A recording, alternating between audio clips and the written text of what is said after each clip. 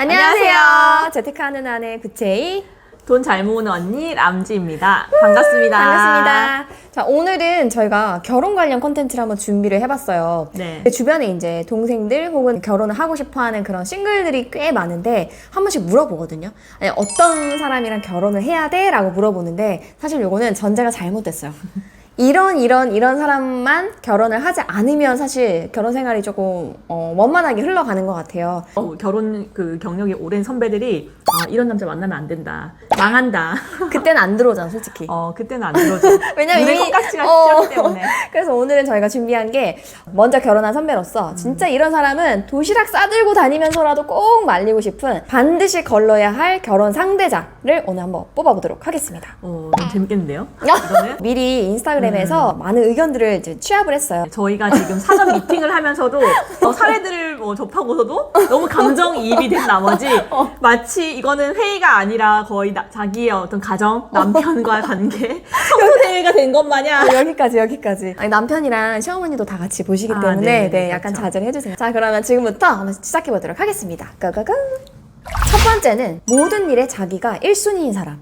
이거는 진짜 정말 많이 나온 케이스예요. 싱글일 때는 나 혼자 있으니까 내가 돈을 벌어도 써도 어떤 결정을 내려도 그냥 스스로 책임을 지면 되는 거거든. 근데 사실 결혼을 하면은 내가 선택한 사람과 하나의 가정을 새롭게 꾸리는 거다 보니까 많은 면에서 내가 원하는 게 1순위가 될 수는 그치. 없거든. 근데 보통은 내가 싱글일 때 생활 패턴 그대로 가져오면서 결혼까지 하고 싶어 하니까 이게 많은 충돌이 나는 것 같아. 그렇지.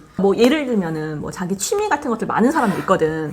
골프가 됐든 아니면 낚시, 게임, 특히 친구 모임 많은 사람들. 여성분들 같은 경우에는 쇼핑 같은 것들도 결혼을 하게 되면 정해진 또 예산이라든지 그 안에서 규모 있는 어떤 경제 생활도 해야 되는데 그거를 생각하지 않고 자기가 하고 싶은 것들을 다 한다든지 지인 같은 경우는 웨이크보드 타러 다니는데 아이가 있는 경우에는 집에서 와이프가 독박을 해야 되는 경우가 되잖아. 주말에 혼자 나간다고? 혼자 나가는 거지. 그러니까 결혼하기 전에 매년 이제 여름이면 타던 거니까 내가 이걸 왜 그만둬야 되나 이런 생각을 하는 거야.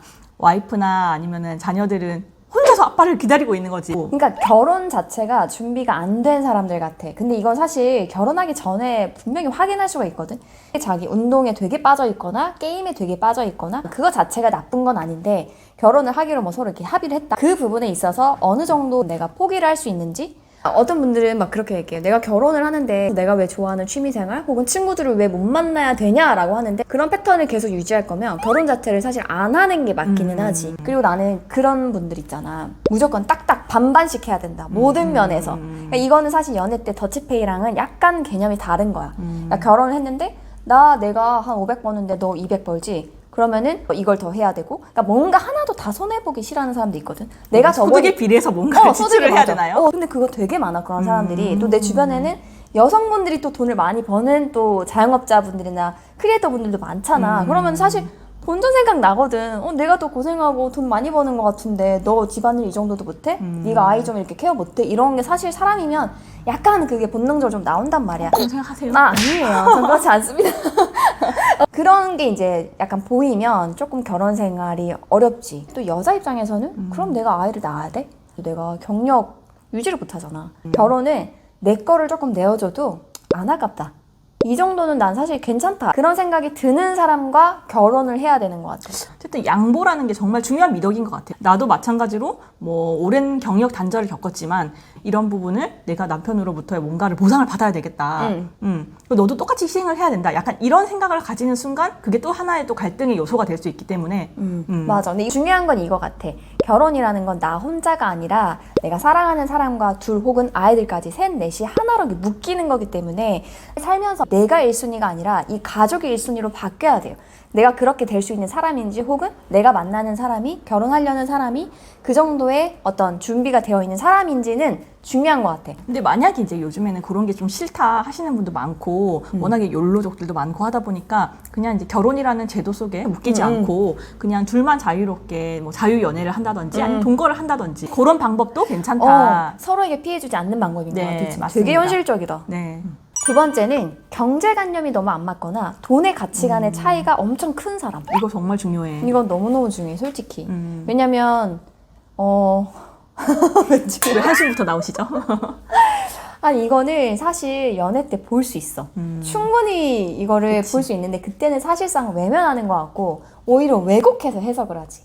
이 사람이 뭔가 돈을 펑펑 쓰고 선물을 크게 하지 않으면 이 사람과는 결혼까지는 아닌데 라고 생각을 하니까 나에 대한 애정 이 정도인가? 그런 생각? 내가 만약에 남자친구일 때는 돈을 많이 쓰는 게 좋아. 근데 이 사람과 결혼을 해야지라고 생각하는 순간 그 사람의 씀씀이나 어디에 돈을 쓰고 있고 얼마나 많이 쓰고 있고 소득이 중요한 게 아니라 그치. 소득 대비 지출이 어느 정도 되고 있는지를 사실 끊임없이 관찰하는 건 필요하거든. 그런 부분이 이제 경제관념이 갖춰졌냐 포인트라고 할 수 있지.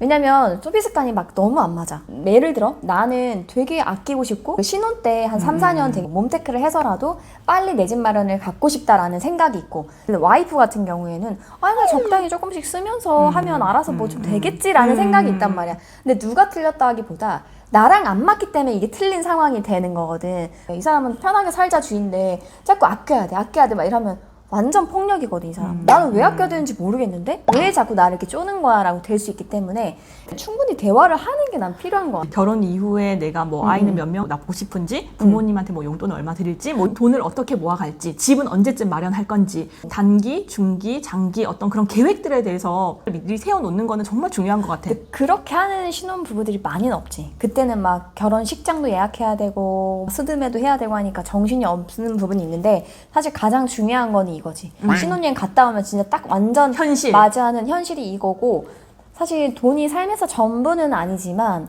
결혼 생활을 되게 순탄하게 흘러가게 할 수 있는 정말 많은 비중을 차지하는 거는 확실한 것 같아. 내가 지금 6년 가까이 살아보니까. 나는 사실 돈 관리 같은 경우도 꼭 아내가 해야 될 필요는 없다고 생각해. 그치, 둘 그치. 중에서 잘하는 사람 누구 한 명이 운전대를 매는 거야. 운전대를 메고 드라이브를 하는 거야. 근데 그런 부분에서도 합의가 안 되면 어떻게 되겠냐고. 사사건건 내 월급을 왜 너한테 다 줘야 되냐. 다 줬는데 얼마나 돈 잘 모았냐. 가계부 좀 내놔라. 그러니까 그런 일들의 어떤 연속이 된다라는 거지. 나는 이 가치관을 확인하기 가장 좋은 부분이 뭐 자신이 버는 소득이라던가 지출하는 거라던가 자산 같은 거 솔직하게 오픈할 수 있냐 없냐에서도 좀 많이 갈리는 것 같기는 해. 이거는 자산을 합친다, 통장을 합친다라는 건 좀 다른 개념이야. 서로 솔직하게 오픈할 수 있으면 그냥 각출해가지고 생활비를 쓸 수도 있는 거야. 그런데 애초에 서로에게 내 자산도 오픈하지 않고 대출이 막 있었어. 내 친구는 실제로 그래. 결혼했는데 뚜껑을 열어보니까 남편의 대출이 몇 천이나 있는 거야. 이 대출이 화가 나는 게 아니라 이걸 사전에 공유하지 않고 그러니까 뭔가 신뢰감이 중요하잖아. 맞아. 숨기고 하다 보니까 나중에 뚜껑이 열리는 경우들이 있거든. 소비 습관이 안 맞아서 되게 막 이혼까지 가는 분들도 있잖아. 어떤 지인은 뭐 명품 소비를 하는 습관이 이게 바늘 도둑이 소도둑 된다고. 처음에는 그냥 하나 둘 뭐 이렇게 몇백만 원씩 하던 것들이 몇 천만 원 덩어리로 커지고 소득이 기본적으로 큰 이제 가게지. 신혼 초에는 같이 둘이 막 썼어. 쇼핑도 다니고 해외여행 막 여유가 다니고 있으니까. 여유가 다니까 했는데 이제 결혼하고 애가 생기고 자기 남편 정신을 차린 거야. 내가 이렇게 하면 안 되겠다. 그래서 씀씀이를 이제 줄여 나가고 싶은데 이제 와이프 입장에서는 제어가 안 돼. 한 번 발동이 걸리니까 사는 동네의 어떤 수준이라든지 뭐 이런 것들도 또 고려를 해야 되잖아. 이게 멈춰지지가 않는 거야. 상담도 하고 막 이렇게 했음에도 불구하고 가족이 해체되는 어떤 위기까지 가는 거지. 그리고 그거 되게 사례가 많아. 투자 성향 자체가 한 사람은 너무 보수적이고 한 사람은 너무 공격적인 경우가 있거든. 합의가 많이 안 돼요. 내가 대출을 내서 부동산을 사고 싶어. 근데 지난 상승기 있잖아. 지금 이 상태에서는 빚이라도 내서 부동산 사야 된다. 근데 남편 입장에서는 뭘 지금 사. 부동산을 무슨 대출을 그렇게 많이 내. 이런 대출을 또 싫어하는 남편이야. 결국에는 집을 못 샀어. 이게 집값이 2배가 되고 3배가 되는 이 모습을 보면서 진짜 와이프 입장에서는 부글부글 하는 거야. 아니 이거 이혼 많이 했다고 그래서 실제로 뉴스 많이 맞아. 나왔어. 그것 때문에 또 이혼도 하고 또 반대로 생각해봐봐. 주식 투자를 하는데 빅투를 하는 거야. 아니, 너무 남편만 안 좋은 사례로 가는 거 아닌가요? 네, 서로 간에 어떤 생각 차이가 이렇게 있으면 그걸로 인해서 가족이 해체되는 경우가 너무 많다라는 걸 얘기를 하는 거지. 빅투 같은 경우도 배우자가 싫어하는데 거짓말로 몰래 하는 거야. 몰래. 항상 빅투를 하는 경우는 결국 안 좋아. 그러니까 이거야. 결혼을 하면 어쨌든 경제 공동체가 되기 때문에 내 혼자만의 의사결정으로 어떤 자산을 불리거나 투자 결정을 할 수가 없어요. 근데 그 투자 결정을 할 때 두 사람의 그 성향이 너무 다르면 힘들 수 있으니 이런 부분은 미리미리 좀 대화를 많이 해보시거나 어느 선까지 조율을 할 수 있는지를 조금 맞춰보면 좋을 것 같아요. 근데 그게 너무 안 맞다. 그러면 결혼해도 상관은 없는데 계속 이제 전쟁을 해 나가야 된다는 거 요건 아시면 좋을 것 같아요. 세 번째는 내 부모나 아니면 사회적 약자 같은 사람들에게 막대하는 사람. 우리가 설문을 받았을 때도 이런 부분에 대한 그 언급이 굉장히 많았고 진짜 많았어요. 연애 때는 그냥 나한테만 잘해주는 게 중요하다 생각하잖아. 딴 데 안 보이거든. 오히려 이런 걸 좋아하는 사람이 있어. 남들한테 되게 좀 나쁘게 하는데 나한테만 잘해준다고 나쁜 남자? 프레임이 약간 씌어가지고. 근데 그게 결혼을 하잖아. 그 막대하는 대상이 내가 되는 거야. 결국 자녀한테 돌아가더라고. 맞아. 몇 개월 전이야. 칼국수 집에 갔어. 옆 테이블에 어떤 가족이 왔더라고. 아빠분이 좀 어깨도 딱 벌어지고 인상이 되게 강했어. 근데 그 딸이 한 초등학교 저학년? 10살 정도 되고요. 근데 그 아이가 대기표를 이제 뽑았나 봐. 그 대기표를 약간 좀 착각해서 늦게 들어온 거야. 그러니까 더 오래 기다린 거지. 그러니까 화가 났어. 그 아빠가 딸한테 막 뭐라 하더라고. 딸이 아니라고 항변을 했더니 갑자기 아빠가 딸한테 욕설을 하면서 주먹을 들고 야, 네가 잘못했는데 왜 이렇게 하냐고. 나 그 보는 순간 남편이랑 나랑 심각하다 진짜. 약간 숨이 멎는 줄 알았어. 이게 현실인가 싶어서. 근데 더 황당했던 거는 그 엄마가 같이 있었는데 엄마가 딸한테 똑같이 뭐라 하는 거야. 너 왜 거짓말을 해? 이러면서. 그거는 가스라이팅이네. 그런 사람이 갑자기 결혼하고 나서 나는 바뀌었을 거라고 생각하진 않거든. 이 사랑하는 딸한테 와이프한테도 그럴 사람이면 이미 자기 부모와 형제한테도 이렇게 했을 거고 그 사회적 약자분들 있잖아. 되게 하대하고 막대하는 사람들이 있거든. 이거는 가족이 되면 그게 똑같이 나한테 해당이 된다는 거. 이거는 꼭 걸르셔야 돼요. 이 사람이 막 너무 데이트 폭력이나 이런 게 심해 있는데 그래도 결혼하면 철 들겠지. 이 사람이 사과하고 반성하니까 나아지겠지라고 이렇게 해서 그냥 뭐 결혼을 해버리는 그런 게 사례가 나와서 너무 많아. 약간 동정심이랑 연민? 절대 안 돼요. 이거 빼고는 다 괜찮은데 하는 것도 있잖아요. 실제로 설문에 누가 그거 썼어요.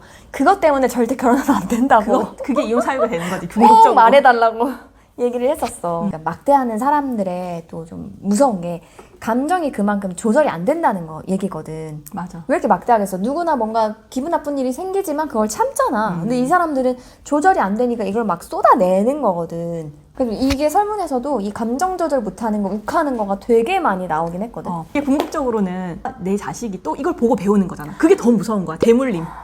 그때 그 사람 신고 못한 게 너무 두고두고 좀 아쉬워. 우리 애기한테 폭언한 택시기사 신고했잖아. 그 서울시 민원에. 어머머머. 짜증나게. 너 왜 이렇게 울어? 조용히 안 해? 입 안 다물어? 세상 얘기한테? 여의도에서 택시 탔는데 무섭기도 하고 내가 막 짐이랑 애 둘이랑 막 바리바리 태우고 가는데 내리라고 할까봐 무서워서 그 자리에서는 그냥 말 못하고 나중에 와가지고 조용히 신고를 했습니다. 그런 사람과 결혼하면은 그지. 요거는 알아서 이제 거르는 걸로. 네 번째는 부모로부터 뭐 정신적이나 경제적으로나 독립하지 못한 사람. 새로운 가정에서는 내가 이 가정에서의 중심이 돼야 되는 건데 계속 끌려다니고 기생하려고 하는 거지. 실질적으로 부모님이 경제적 지원을 많이 해줬다. 혹은 왜 내 자식이 부모님은 잘 사는데 조금 탐탁지 않은 경우들도 있잖아. 그러면 부모가 약간 그 마음을 못 놓아. 정말 건국 이래로 자식이 부모보다 못 사는 세대라 그러잖아. 그러니까 지금 같은 시대에는 정말 이런 가정들도 많고 내 주변에도 사실 많아. 예를 들어 어떤 의사결정을 부부가 중심이 돼서 해야 되는데 물질적인 뭐를 계속 받아. 그러면은 부모님이 그거를 의사결정을 계속 해줘야 되고 그러면은 또 부부간에 또 트러블이 생기고 효자 효녀 되는 것도 사실 내가 진짜 마음이 비단결 같아서 그런 사람일 수도 있지만 내가 뭔가 받은 게 많아. 혹은 정신적으로 계속 이 부모님의 딸 아들로 내가 얽매여 있는 사람이면 결혼했지만 부모님이 1순위고 계속 챙겨야 되고 상대한테 또 이걸 강요하는 거야. 우리 지인도 있잖아. 그 뭐 집 같은 경우도 청약을 해라 뭐를 해라 간섭하면서 결국에 그렇게 하다 보니까 옷 하나 사는 것까지도 왜 이렇게 비싼 옷 샀냐 그렇게 말한 케이스 있잖아. 그 어르신들의 생각까지 우리가 바꿀 수는 없잖아. 대화를 통해서 부부가 독립을 할 수 있어야 된다고 생각했지. 솔직히 독립하려면 내가 진짜 시대 차곡차곡 모아서 내가 손 벌리지 않는 게 솔직히 가장 기본인 것 같고 나는 진짜 결혼하고 나서부터 이걸 너무 중요하게 생각해서 내가 뭐 양가 부모님이 뭐 엄청 가계적으로 힘든 상황은 아니지만 그래도 그럼에도 불구하고 우리의 주체로 우뚝 서기 위해서는 우리가 돈을 모아서 한 걸음 한 걸음씩이라도 우리 힘으로 가야 된다라는 이런 생각을 너무 크게 했던 것 같아요. 그리고 이렇게 되면은 부모님이 어떤 뭐 용돈 드리는 거나 뭐 행사 챙기는 거 이런 거에서 약간 부부 자체가 동등한 입장에서 어떻게 할 수가 있는데 한쪽 부모님한테 너무 많이 받았어. 혹은 계속 이렇게 간섭을 많이 하시는 데다 그러면은 뭔가 의사 결정 자체도 못할 뿐더러 한쪽으로 길어지고 내가 대리호도 해야 돼. 근데 사실 그 분들 입장에서도 내가 계속 지원을 해주고 있어. 반찬도 챙겨다 주고 뭐 집 산다고 하면은 뭐 몇 억씩 해서 해주고 그러면 이거 본전 생각 안 나겠어? 애 사진 뭐 하루에 몇 장씩 보내라. 매일 영상통화 해야 되고 그런 그거에서 벗어날 수가 없어. 결혼하고 나서 효자 효녀 되는 경우 되게 많잖아. 결혼하기 전에는 완전 망나니로 살다가 결혼만 하면 효자가 되는 거야 진짜. 무조건 맞아. 전화해 드려야 되고 일주일에 한 번 찾아뵈야 되고 약간 이런 거를 내가 혼자 하면 상관없어. 너네 집은 혼자 하잖아. 근데 맞아. 강요를 하는 게 이제 문제가 되는 거야. 이거는 폭력이야. 그리고 나는 그렇게 생각해. 효자 효녀 자체는 너무 좋아. 그럼 나한테도 우리 부모한테도 그렇게 할 가능성이 크고 자녀가 보고 배우거든. 우리 집 같은 경우 이렇게 하거든. 남편이 되게 효자야 우리 집도. 근데 그게 내가 크게 불만이 없는 게 본인이 효자인데 나한테 어디 같이 가자고 하거나 이걸 챙겨야 된다거나 이런 얘기를 진짜 1도 안 해. 대신 본인이 그냥 아이 데리고 와서 이번 주에 엄마 그 집에 가가지고 유찬이랑 같이 놀고 올게. 뭐 조카도 온대. 자기는 이틀 동안 쉬어. 그럼 땡큐잖아. 물론 약간 마음이 항상 편한 건 아니지만 그렇게 자기가 솔선수범하면 아이도 배우는 게 있고 나한테도 강요하지 않고 부모님이 자기 아들 딸 보고 싶어하지 며느리나 사위를 1순위로 보고 싶어하진 않잖아. 그러니까 이런 부분에서 계속 휘둘린다. 요거는 고민을 해봐야지. 반드시 걸러야 될 결혼 상대자 5번째는 어떤 문제가 발생했을 때 도망가거나 회피하는 사람. 문제는 항상 발생해요. 연애 때나 맞아, 결혼할 맞아. 때나 나 오늘도 어제도 계속 문제가 발생해. 근데 그 갈등을 잘 해결할 수 있으면은 이건 더 이상 문제가 아니거든요. 근데 이거 자체를 조금 직면하는 걸 어려워하고 조금 다툴 것 같으면 도망가고 연락 두절되고 연애 때 습관이 그대로 가기 때문에 이거는 무조건 손절각이야. 나는 남편이랑 동갑내기고 이제 우리는 되게 말이 잘 통해서 나는 이제 결혼을 결심했단 말이야. 그랬더니 이제 결혼하고 나서는 이게 또 독이 되는 거야. 말이 정말 잘 통했는데 결혼하고는 뭔가 싸워도 끝까지 서로가 안 지려고 막. 이제 그럼에도 불구하고 숨거나 회피하거나 그러지 않고 맞서서 얘기로 하다 보니까 그 갈등이 막 이렇게 정점으로 치달을 지연정 그래도 말로 해소가 된단 말이야. 사실 갈등이 없을 수는 없어. 어떻게 원만하게 해결을 해서 다음 이제 스텝으로 나가냐. 이제 그게 이제 관건인데 여자든 남자든 그냥 나는 그냥 말 안 할래. 회피, 차단. 그리고 아니, 방으로 싸울 들어가서 때마다 연락을 끊는 사람들도 있어. 답답한 사람이 우울 판다고 한 사람이 말 걸어. 그래도 말 대답 안 해. 그럼 훅 터져. 이거는 연애 때 충분히 알 수 있기 때문에 조금 이런 분들은 결혼까지 솔직히 가는 거는 나는 조금 우려가 많이 돼. 좀 걸으셨으면 좋겠어요. 매사에 약간 부정적이고 비관적인 사람들 있잖아. 이것도 설문 답변에 꽤 나왔거든. 맞아. 기빠지지 사실은. 그러니까 나는 그냥 친구 중에서도 매일 막 징징징징거리면서 부정적으로 뭐 이런 얘기하는 친구들은 정말 기빨리잖아. 맞아. 근데 하물며 집에 같이 사는 사람이 매일 뭐 이걸 보면서도 책을 봐. 그러면 이 사람이 이렇게 해서 성장했구나, 발전했구나. 또 지혜를 이렇게 얻을 생각을 하면 되지. 그런다고 바뀌냐? 약간 이런 식의 어떤 이제 말을 하는 사람이면 진짜 너무 싫을 것 같아. 근데 이거는 재택할 때도 마찬가지거든. 사실 돈을 투자할 수 있는 거는 되게 긍정적인 사람이어야 투자할 수 있거든. 내가 망할 게 뻔히 보이는데 투자하지 않잖아. 근데 보통은 이거 투자하지 마, 위험해 하는 사람들은 살짝은 좀 더 부정적으로 가 있는 사람들이 많아. 그러면은 잘 되려는 사람들까지 계속 끌어내리는 거야. 그리고 이게 부정적이고 비관적인 게 결국 또 자식한테 간다. 네가 이거 해봤자 그런 말들을 굉장히 많이 하기 때문에 밝았던 사람들조차도 이런 사람과 있으면 자꾸 나의 그 주파수가 부정적인 곳에만 계속 가게 되니까 요거는 조금 걸르셨으면 좋겠어요. 마지막으로 요거는 진짜 너무 많이 나왔는데 말 안 하고 갈 수가 없었어 진짜. 키워드를 어떻게 뽑기가 되게 애매한 거야. 게으르고 생활력이 없는 사람 그리고 거짓말하는 사람이 굉장히 많이 나왔어. 보면은 정말 어릴 때 힘들게 살고 자기가 정말 각고의 노력으로 일어서서 부자가 되거나 결국 성공한 사람들 이야기 굉장히 많이 나오잖아. 그러니까 지금 당장에 내가 돈을 못 번다라는 게 중요한 건 아닌 것 같아 사실은. 그러니까 지금 당장 월급의 크기를 얘기하는 건 아니지. 생활력이라는 게. 삶의 태도 이런 부분들이 나는 되게 중요하다고 생각하는데 돈을 그러니까 내가 벌 수 있는 능력이 있어 충분히. 그럼에도 불구하고 게으름을 부리고 나태해 매일 지각하고 회사에서도 인정받을 만한 일도 열심히 안 해. 그러면 인정을 못 받기 때문에 뭐 승진해서 누락되다가 결국에는 뭐 회사를 잘려. 그러니까 그러면은 결국에는 돈이 없으니까는 또 가족이 또 힘들게 되는 거고. 그러니까 그런 악순환이 이제 되는 거지. 혼자 있을 때는 내가 뭐 게으르든 뭐 하든 상관없잖아. 내 마음이야. 근데 내가 이제 딸린 식구들이 있고 남녀 할 거 없이 누구나 가장이 되는 마음으로 이제 결혼을 하는 건데 그러면 내가 하기에 따라서 우리 가족이 삶의 질이 달라지는 건데 그쵸. 그거에 대한 어떤 간절함이나 어떤 개념이 좀 부족한 거지. 그러니까 어떻게 보면 책임감과도 약간 연결이 연결이 되는 것 같아. 나도 가끔 그래. 내가 이제 열심히 살고 운동도 하고 책도 보고 막 이렇게 여러 가지 일을 하잖아. 그럼 남편은 사실 공무원이거든. 그럼 공무원 자체만으로도 좀 안정적인 삶인데 내가 그 꼴을 어느 순간 좀 못 보겠는 게 있어. 저 사람이 만약에 소파에 누워있다? 솔직히 하루에 소파에 누워있는 시간이 남편 개인 자유시간이 30분, 1시간도 안 돼. 근데 그걸 보면서도 왜 저렇게 퍼져있지? 아마 그런 얘기일 것 같아. 조금 더 열심히 살고 가족을 위해서 좀 최선을 다하는 모습? 그런 거를 원하는 게 아닐까라는 생각이 들더라고. 그리고 여기 아까 거짓말에 대한 얘기도 굉장히 많잖아. 거짓- 거짓말은 사실 뭐 이거는 부부 관계가 아니더라도 인간이라면 누구나 신뢰가 사실은 그 관계에 거의 나는 100%라고 생각하거든. 남편이 회식을 갔어. 온다고 했는데 나 출발했어 했는데 1시간째 안 와. 이런 사소한 거짓말부터 해서 예를 들어 나는 빚이 없어. 어느 정도의 돈을 벌어라고 했는데 막상 뚜껑을 열어보니 빚이 뭐 엄청 있고 혹은 부양해야 될 가족이 막 줄줄이 딸려 있고 이거는 그 자체가 열받는 게 아니라 이 사람이 나한테 거짓말 혹은 숨긴 상태에서 이게 나중에 뚜껑 딱 열어봤을 때 이게 너무 황당하고 진짜 신뢰가 완전 와르르 무너지는 거거든. 나는 맞아. 남편한테 하얀 거짓말도 하지 말라고 해. 선의의 거짓말도? 선의의 거짓말도. 결혼하고 나서 내가 남편한테 그런 선의의 거짓말도 한번 해본 적은 없는 것 같아. 뭐 그리고 숨길 만한 일도 없고. 아니 그리고 솔직히 지금 결혼 한 6년 차 되니까 거짓말 할 일이 없는 게 별로 안 궁금해. 남편이 뭘 해도 내가 뭘 해도 그러니까 서로 관심 없어. 그러니까 캥기는 게 없는 게 중요한 것 같아 스스로.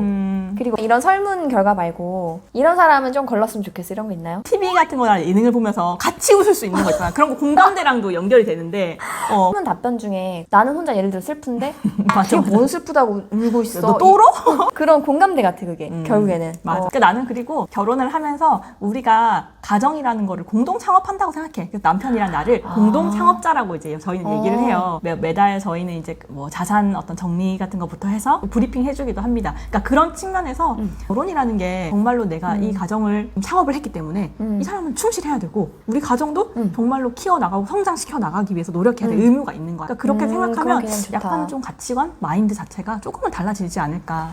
독서 모임을 우리가 이제 1년 넘게 지금 해오고 있잖아. 결국에는 이런 책들을 보고 우리가 인사이트를 얻고 지혜를 얻고자 하는 게 좋은 사람이 되기 위해서잖아. 맞아. 그러니까 나는 사실 이제 뭐 이런 누군가를 피해야 된다 뭐 이런 것도 다 중요하지. 하지만 정말로 내가 좋은 사람이 되는 거 그것도 정말로 중요하다 생각해. 어머 너무 좋다. 성찰과 반성과 뭐 그런 감사 뭐 이런 것들을 끊임없이 해야 되는 게 정말 중요한 것 같아. 너무 좋은 얘기다. 결국 내가 좋은 사람이 돼야 좋은 사람이 또 따라 붙는 거고, 그치? 결이 비슷한 사람끼리 결국에는 끼리끼리 또, 그치? 알아보는 게 있으니까 오늘 이 영상을 통해 가지고 나는 과연 그러면 맞아. 상대에게 나는 어떤 괜찮은 배우자일까? 사람인가? 또 한번 생각해보면 좋을 것 같습니다. 오늘 저희가 준비한 영상은 여기까지고요. 알겠습니다. 다음에 또 재밌는 결혼 콘텐츠 갖고 올게요, 여러분. 안녕. 안녕.